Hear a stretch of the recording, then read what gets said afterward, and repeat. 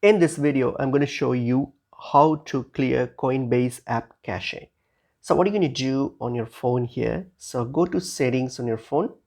So open up settings on your phone and then scroll down to your app. Okay, select app and then click on apps. So from your apps here, so what you're going to do, you're going to go scroll down and look for Coinbase. Okay, so open up Coinbase from your app, so that will take you to the app settings here. And once you're here on your app information here, so what we're going to do, you're going to go scroll down and click on this storage option here.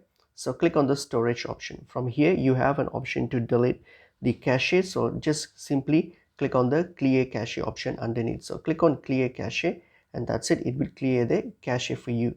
So if you're using this on your iPhone, you simply go to your app settings and then just offload the app and reinstall it.